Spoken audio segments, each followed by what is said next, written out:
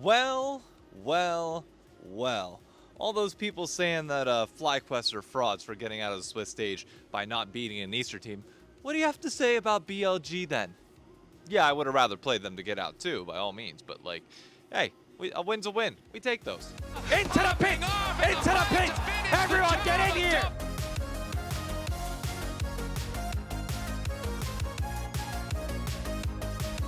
The World Swiss stage is in the books, and the LCS for the second straight year has a team getting out. But the problem with it getting out is that it happened in a much less dramatic fashion this year. But that notably does not take away from FlyQuest's good tournament, despite what European fans will probably try and tell you if you go on social media and try and hype up FlyQuest at all. Not hyping them up into the Gen G match. We'll discuss that later. That's a whole other can of worms. I'm just saying getting out. Look, I get European fans being salty over G2 having one of probably the hardest routes that you could possibly have to get out and failing to do so despite them looking like a good team. And North America is going to end up being their punching bag, but let's put some respect on FlyQuest's name for at least a little bit, shall we? Because that's what we're about here. Papa Smithy went on Cadrill's stream and directly talked about how, yeah, playing against Team Liquid is going to feel really freaking bad.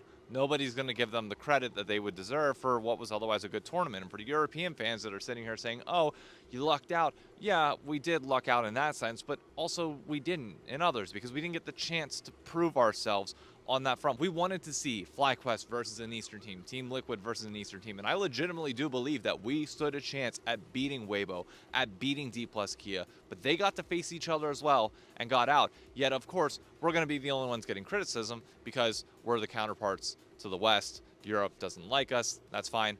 I didn't wish that upon G2, but, you know, some people apparently lack that same level of respect, so it is what it is. But since we last talked, FlyQuest actually had a very good performance. They went up against Hanwha Life, who is considered one of the tournament favorites, one of the leaders in the meta right now, and they performed very well, pulling out a pocket Nunu pick that none of us were expecting, and it was a ton of fun to watch, and clearly it caught other teams off guard, which was great. We were able to get that win. Unfortunately, we weren't able to get the series, obviously, and I wish we could have seen a series against one of the lower teams, but to sit here and say that FlyQuest aren't good, that they aren't potentially top 8, or that they wouldn't have even beat G2 had we faced them is a straight up lie. I don't like people just automatically saying, oh, G2 is a top 8 team in the world. It sucks that we didn't get to see them in the knockout stage. It's like, okay, well, we never got our crack at beating them either, and had we had that chance and we beat them, you wouldn't be saying that. But people won't give FlyQuest the respect that they deserve by saying that they're a top 8 team, because we are.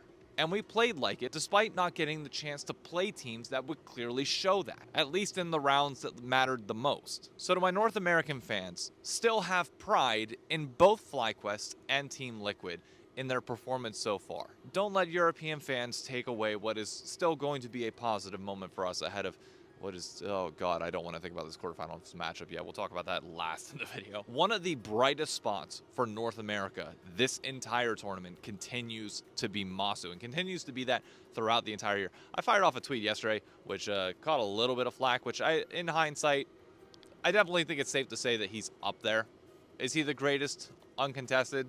Probably caught up in the moment there from me. But the biggest differentiator between Massu and the other players that would be in contention with him for the title of like best rookie year of the LCS is how well he has performed on the international stage at all of the Riot events and the Esports World Cup. He has been the best player, without question, that FlyQuest has at all of these series. Yes, obviously Inspire's been playing well, especially in the games that they've won, but Massu has been going toe-to-toe with some of the biggest names, even in the Hanwha Life series. He's playing well. In the series that we ended up losing on the international stage, he still played the best out of everybody. Like, it is actually insane how good this kid is at League of Legends. And the fact that we're going to get to see him against FaZe, oh, I can't wait. It's amazing how North American ADC talent for some reason just always tends to pop up. It's like the one role that like we've always historically had like good players on. We went through that lull after Doublelift and Sneaky left for a bit there where FBI kind of took the crown as like best ADC, but then Danny came in and looked promising, but unfortunately everything kind of happened there. Now you have Yawn and Massu, both of which played well. Like, we're ADC for whatever reason in North America is just a role that like we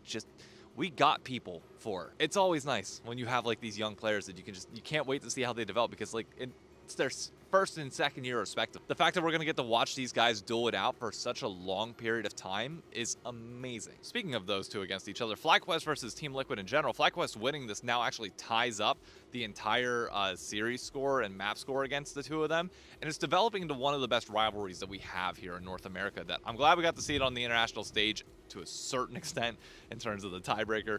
Obviously not in terms of the wider implications, but man, I'm happy we got these two. Like, it feels like the two budding rivalries that we've got in the LCS are like TL versus FlyQuest, and then, at least for me personally, 100 Thieves versus C9. So yeah, we're blessed. In a world where we've lost TSM and we lost CLG in the LCS, it feels like these two are, like these four teams are really stepping up to kind of take the mantle and hopefully can continue to develop these rivalries as time goes on. And matchups like this at the international stage just help develop that even further, even if we didn't want to see it. I want this episode to be mostly positive, but we do have to touch on Team Liquid, who once again failed to make it out. The organization has still never made it out of groups or Swiss stage, but I'm not worried about them long term despite this result. There is a little bit of similarity between this year and 2018.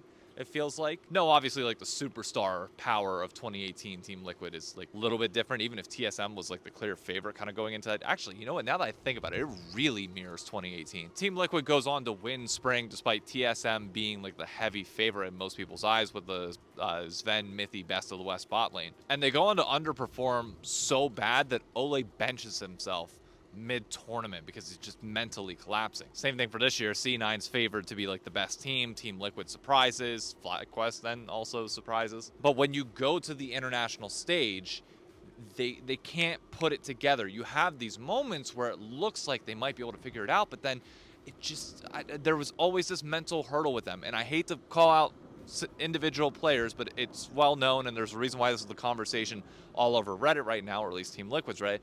Umt's mental when it comes to these big pressure moments is not good, period.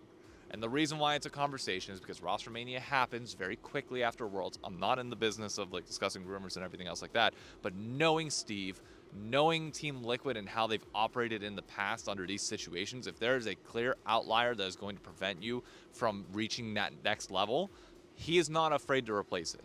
And I don't think it destroys what is like Team Liquid's core and what they're building if you replace one singular player, especially given the consolidation that is ongoing in the space right now. But at the end of the day, there's a ton of positives going for Team Liquid right now, the most being their coach and Spawn. And I trust his judgment more than I trust almost anybody in the scenes right now. So if he decides to keep Umty and says, hey, we can get over this hurdle together, all five of us, then by all means, I have full faith that he is 100% right on that. But if they do change, and he does deem that to be the acceptable response at the time, then I think that's warranted.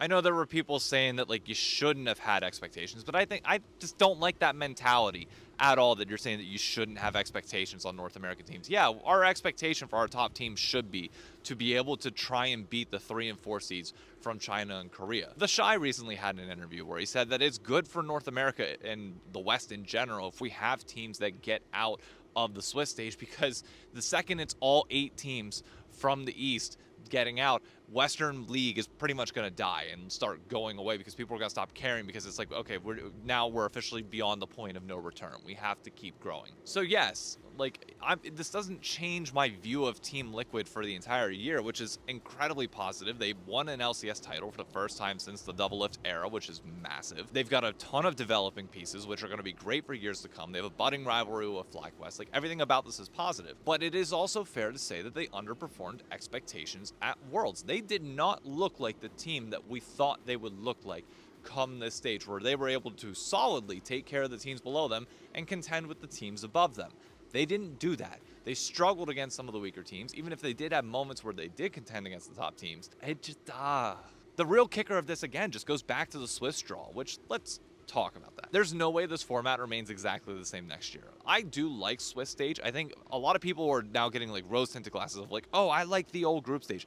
No, we don't want that. The one year that we had that with 4 LCK teams and 4 LPL teams, it was the worst North American performance we'd ever seen in our lives. Best of ones obviously didn't help that. I don't think we're ever going back to a world where best of ones are a thing, but it's good that we're seeing like these middle of the pack teams playing against each other. We're close to this being a really good format. You just needs one tweak, which in my opinion is you need seeding in some capacity in the Swiss stage to avoid what happened in that final 2-2 draw. Jesus Christ, will you get out of the way? Like, just move so the ambulance can get through. Holy crap.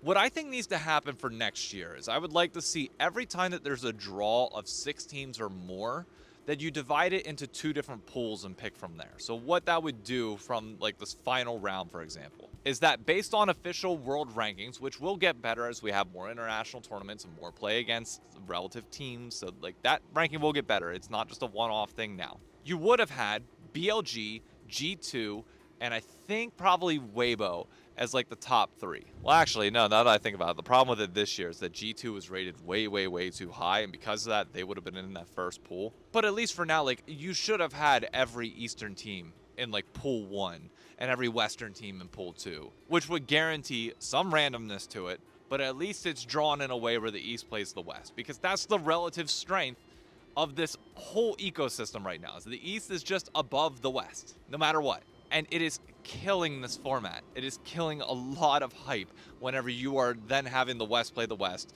and the East play the East to escape whenever we know those fringe teams, it should always be West versus East. Always. And we should earn our way out.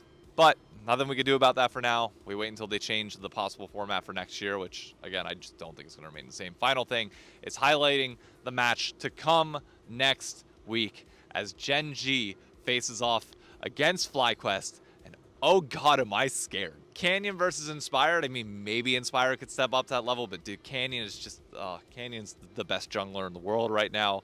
Chovy is Chovy. Good luck, Quad. But I genuinely cannot wait to see this bot lane matchup. Like, in lane, everything. Like, I want to see Pays in the Hands versus Massu and Busio really bad. Even if I think support might be mismatched a little bit, I want to see Massu versus Pays right now. That is a matchup that I'm looking forward to. I want to see Massu continue to step up and continue to level up and play to the level of his opponents, because I think if he can show that against Pays, oh man, are you going to see Western Hope and him specifically just skyrocket to the moon. But that's it for this week of the Pit. It is so freaking windy out here. I hope the audio isn't all that bad, but thank you for tuning in. Thank you to Kadril, by the way, for signing off on the intro for this that I'm going to use going forward. I freaking love it. It worked out perfectly, and it's a great way to kick off this series, especially as we probably only have one more episode next week, and then we'll be back next year. But it's the luck of the draw.